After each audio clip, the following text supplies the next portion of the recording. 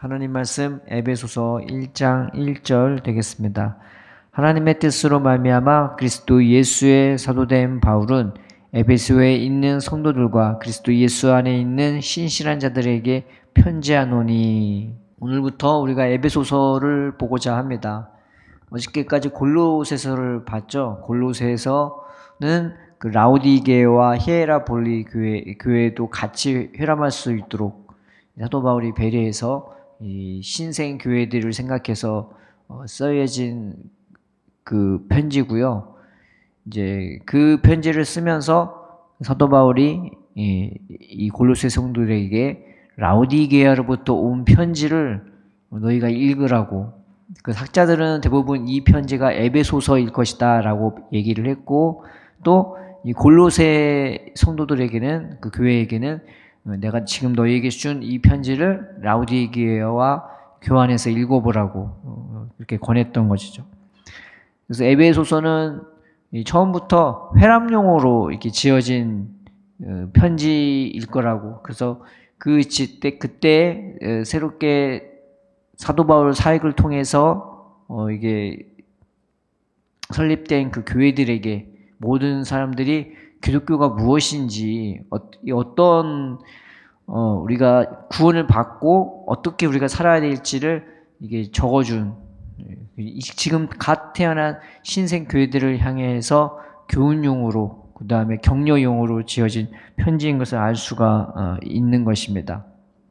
그래서 에베소서는요, 에베소가 원래 헬라 시대에 굉장히 문화적으로 중흥했던 그런 도시이고, 최대의 그 무역 도시이자 상업 도시이기도 하죠. 근데 거기에 딱 들어서면요, 신전이 많이 있었는데 그 아데미 신이라고 굉장히 큰 신전이 그 항구에 들어서자마자 볼 수가 있는 것입니다. 굉장히 웅장하고 화려하고.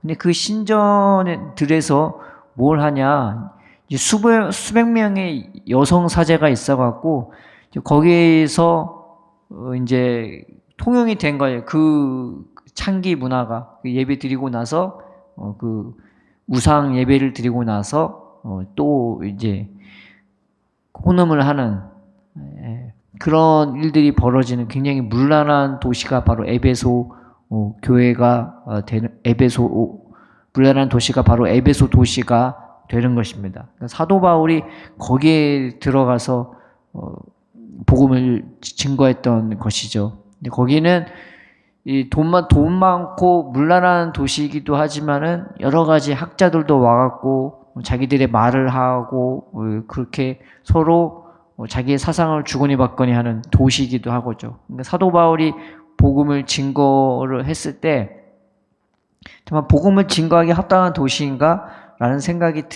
들기도 하겠지만, 그런 문화적인 것 때문에 또 사도 바울이 복음을 증거할 수 있는 이유가 되기도 했던 그런 도시이기도 한 것입니다. 그래서 이 사도 바울이 본인이 이제 감옥에 가게 됐잖아요. 한 에베소에서 제 3차 선교 여행을 마치고 이제 급하게 예루살렘으로 가게 되었단 말이죠. 그 절기 안에 이 예배를 드리러, 절기를 지키러 가게 되는데, 거기서 붙잡혀서 2년 동안을 가이사랴 항구에 있게 되고, 또 거기서 황제에게 항소하는 바람에 또 긴 여정을 통해서 로마로 가게 되었단 말이죠. 그런데 그때 이제 제1차 감금을 했다고 보통 학자들은 이제 여기고 있습니다. 근데 그 1차 감금도 2, 3년 동안 이뤄졌는데, 어떤 분은 59년에서 62년, 어떤 사람은 61년에서 63년 그렇게 얘기하고 있는데, 비교적 자유로운 감금, 자택 감금이었단 말이죠. 근데 거기서 이제 편지를 쓰게 되는데, 그 편지 중에 하나가 바로 에베소서가 되는 것입니다. 옥중서신이라고 하는 거죠. 에베소서, 빌립보서, 골로새서, 빌레몬서. 그 중에 하나가 바로 에베소서가 되는 것입니다. 그래서 이 에베소서는요, 이제 갓 교회에 속하게 된 이방인 출신 성도들에게, 이 사도 바울의 사역은 유대인보다 이방인들이 더 이 교회에 소속이 된 경우가 많죠. 또 사도 바울도 이 바울이라는 이름 자체가 로마식 이름이에요. 작은 자라는 뜻인데 그 사울이라는 이름이 있지만은 나중에 가면 갈수록 사울보다는 바울이라는 이름을 더 많이 사용하게 된 것은 그 당시에 익숙했던 이름을 이 헬라인들에게 내비치기 위해서, 그래서 교제를 위해서 바울이라는 이름을 더 많이 쓰게 되었다고 그렇게 보고 있습니다. 근데 이 바울이 자기가 마지막으로 정말 힘쓰고 애써서 세워진 이 교회인데, 이 교회를 위해서 정말 더 그들이 하나님의 은혜를 깨닫기 원하는 마음에 이 복음서를 줬죠. 그래서 이 복음서가 아니라 이 에베소서를 썼죠. 이 에베소서를 쓴 이유는 몇 가지가 있는데, 보통 에베소서 하면은 교회론이라고 하고 구속론이라고 해갖고 보통 그렇게 설명을 합니다. 그렇지만 그 말 한마디로 이 에베소서를 표현하기에는 좀 많이 부족하죠. 그런데 이 에베소서는 이제 갓 교회에 속하게 된 이 이방인 출신 교회에게 어떻게 그 유대인에게 제한되었던 이 구속 공동체가 신약 시대에 이르러서 이방인까지 포함하게 되었는지, 그 과정과 그 의의를, 하나님이 어떻게 이방인을 포함하게 시켰는지 그 이유를 설명하고 있고요. 또 그들이 오직 그 예수님의 구속 사역으로 구원된 자들로서 오직 예수님을 머리로 하는 그 단일 공동체가 되었음을 또 이해시키고, 자기가 잘나서 구원받았다는 게 아니죠. 예수님이 다 하신 그 기초 위에서 예수님을 머리로 하는 단일 공동체, 내가 똑똑하고 잘나고 못나고 그거 상관없이 예수님을 머리로 하는 공동체가 되었음을, 단일 공동체가 되었음을 또 이렇게 설명하고 있고, 또 그들이 구속 공동체로서 그들이 추구해야 할 그 연합과 일치에 대해 설명하고 있는 것입니다. 세상은 그냥 일단 나만 잘 되고 내가 뭐 어떻게 되고 그거에 신경을 많이 쓰는데, 이 구속 공동체, 이 단일 공동체는요, 연합과 일치에 더 많은 의의를 두고 있어요. 거기서 출발해요. 내가 어떻게 해야지 이게 아니라 이 공동체에 합류되고 하나 되고 그렇게 일치되는 그것을 이제 사도 바울이 에베소 교회에게, 구성원들에게 설명하고 있고, 이제 그 다음에 자기가 있는 거예요. 그 다음에 그 교회의 구성원으로서 각자의 삶의 자리에서 어떻게 살아야 할지를 교훈하고 있는 것입니다. 이렇게 설명할 수 있겠네요. 그래서 이 믿는 자들, 교회 구성원의 그 이해의 지평을, 이해력을 넓히려고 하는 거예요.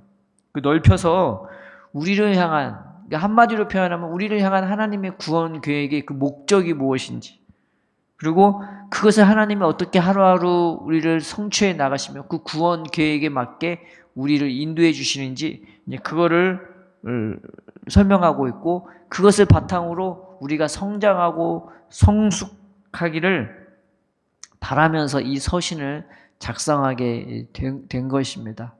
사도 바울이 굉장히 심혈을 기울여서 쓴 편지이기도 한 것이죠.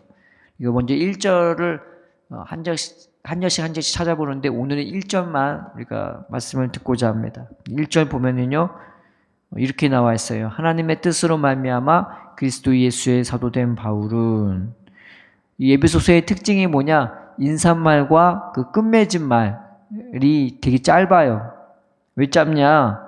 이게 이 편지 자체가 특정 교회를 대상으로 하지 않았기 때문에, 그래서 사사로운 인사는 굉장히 짧게 간략하게 하고 있는 것이죠. 그래서 이 편지가 모든 성도들, 모든 교회와 모든 지역들에 회람되면서 읽힐 수 있도록 인사말은 굉장히 짧게 작성이 되었습니다. 그러면서 사도 바울이 하는 말이 하나님의 뜻으로 말미암아 그리스도 예수의 사도된 바울은, 이렇게 나와 있죠. 근데 원문에는 이렇게 나와 있지 않고 바울 사도는 이렇게 시작해요. 왜 바울이 그 사도라는 이름을 먼저 앞세웠냐? 이 사도라는 것이 이 사도 바울의 그 사도성을 의심하는 자들에게 굉장히 공격 대상이 되었거든요. 그래갖고 사도 바울이 이 서신서를 보면은 여러 군데에서 자기의 사도성을 설명하기도 했단 말이죠. 그리고 그거에 대해서 나는 사도라고 강력하게 이제 말을 하기도 했던 것입니다. 그러나 그거를 자기를 높이기 위해서 그 했던 말이 아니고요. 하나님이 보낸 예수님이 보낸 대리자임을 강조하는 거예요. 자기가 원해서 한 게 아니다. 하나님이 보내주신 거고 하나님이 자기를 만나주시고 하나님이 자기를 붙들어 주셔서 그 은혜 때문에 자기는 이 일을 충성할 수밖에 없다. 자기는 이방인의 사도라고 말하면서 자기의 사도성을 확실하게 드러내면서 하나님을 드러내기 위한 말씀이 바로 사도된 바울 사도는 이란 말이 되는 것입니다. 근데 여기서 예수 그리스도라고 안 그러고 보통 그리스도 예수라고 하죠. 이 사도 바울의 이 서신의 특징이 뭐냐면은 그 연대가 뒤로 갈수록요 예수 그리스도보다 그리스도 예수를 강조를 많이 합니다.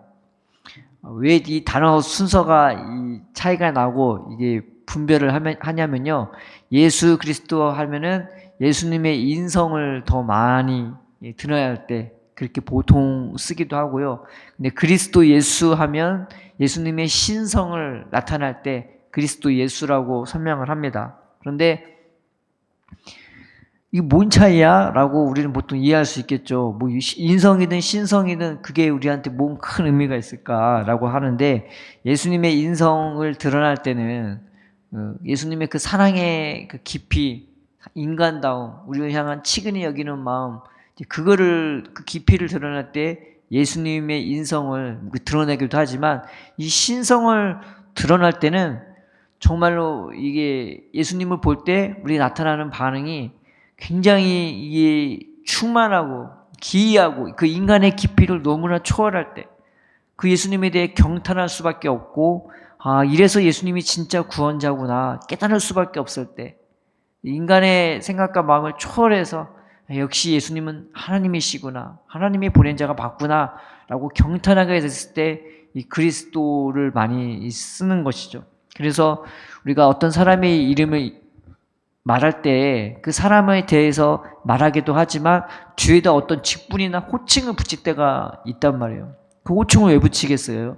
그 호칭에 맞는 그 격으로 그 사람의 호칭을 불러주는 거잖아요. 그래서 마이스트로 누구누구 하면은 보통 지휘자 누구누구 이렇게 설명하는 경우가 많고 셰프 누구누구 할 때 그 사람의 그 능력을 극찬하면서 이 호칭을 붙이는 경우죠. 이 말씀도 마찬가지입니다. 그리스도 예수 할 때 그리스도를 붙인 이유는 그 예수님의 그 놀라운 그 인간으로서의 그 이해력을 뛰어넘는 그 놀라운 능력과 그 은혜와 사랑을 표현할 때 그리스도 예수라고 표현한 것입니다. 그래서 사도 바울이 내가 누구의 사도냐?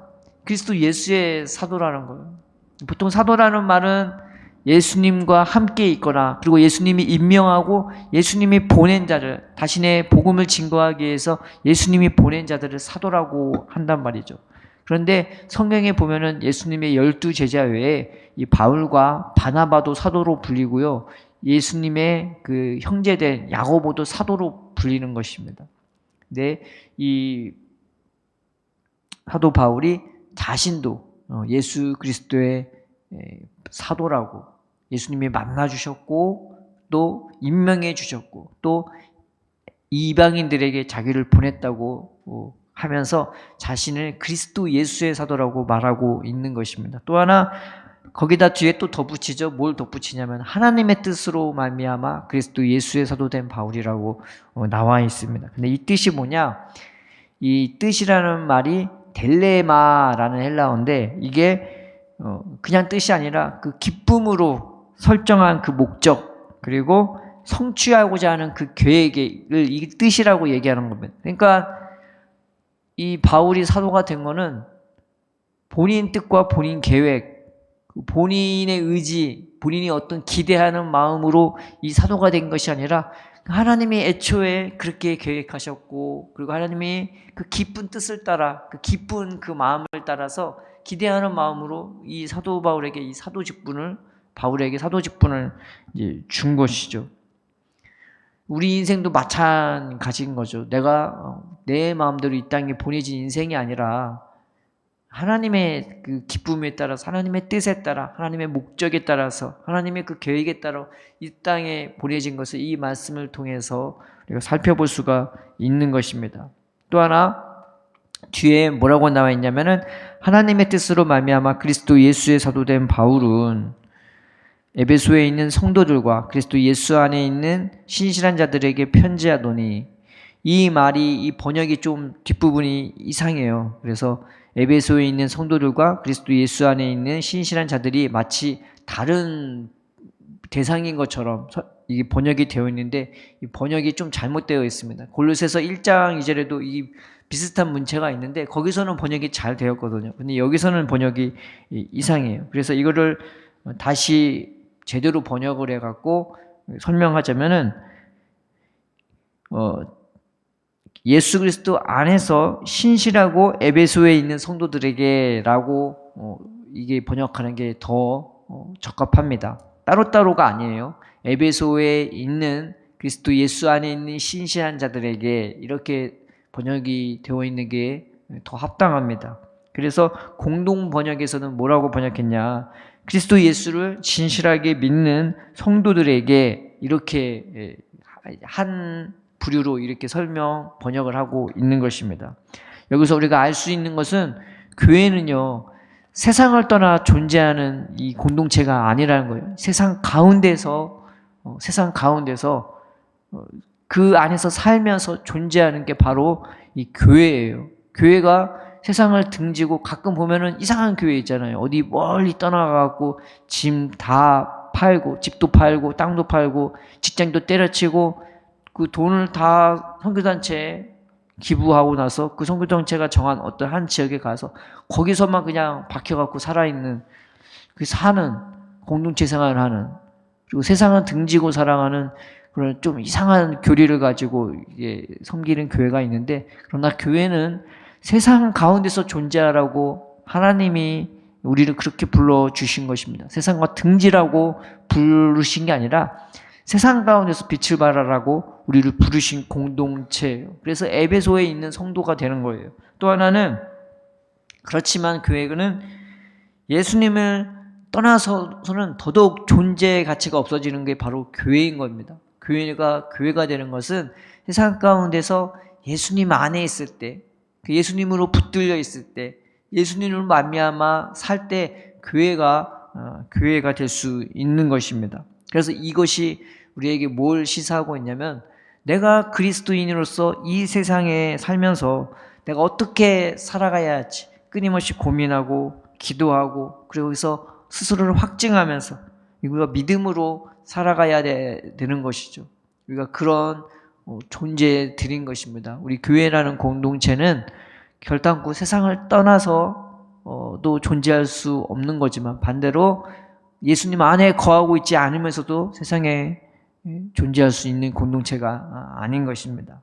우리는 이 말씀 붙잡고 우리가 두 가지를 붙잡았으면 좋겠습니다. 첫째, 내 인생은 나는 그냥 혼자 존재하는, 그냥 아버지 어머니 만나갖고 어쩌다 태어난 그런 존재가 아니라 하나님이 선택하셨고 하나님이 기뻐하셔서 이 세상 가운데 하나님의 그 특별한 목적과 계획을 따라 보내진 인생이라는 것입니다. 우리가 내 정체성을 분명히 하시기를 바랍니다. 하나님은 그 말씀을 꼭 하세요. 오늘 처음에 했던 그 찬양처럼 하나님은 내 이름을 아시고 나를 선택하시고 그 특별한 계획에 따라 하루하루 우리의 삶에 주님은 말씀하시고 있고 인도하시고 있고 그 뜻과 계획으로 우리를 인도하시려고 하고 계십니다. 그러니까 우리의 정체성을 잃지 않았으면 좋겠습니다. 그리고 내 인생은 그저 그런 인생이 아니라 이 세상 속에서 살지만 주님의 것으로, 예수님의 것으로, 특별히 예수님이 나를 위해서 피 흘리시고 땀 흘리시고 십자가에 못 박혀 죽으시고 부활하심으로 말미암아 그 기초 위에 세워진 인생이라는 사실을 우리가 기억하시기를 바랍니다. 세상 속에 살지만 무엇보다도 우리가 예수님 것임을 생각하면서, 하나님, 내가 오늘 주님의 사람으로 살게 해달라고, 내가 그 하나님의 그 계획으로 태어난 존재인 것을 깨닫고 어쩌다 태어난 존재가 아니라 그 하나님의 특별한 계획을 따라 내가 태어난 존재인 것, 이 세상에 보내진 인생을 깨닫고 그 하나님의 은혜와 사랑 안에 내가 거할 수 있게 달라고, 그 말씀으로 나를 붙들어 주시고 인도해 달라고. 그래서 주님이 날 향한 그 계획 가운데 하루하루 이루어지는 걸 보면서 나도 기쁨으로 살게 해달라고 주의 앞에 기도하며 나아가는 저 여러분 되기를 주님의 이름으로 축원드립니다.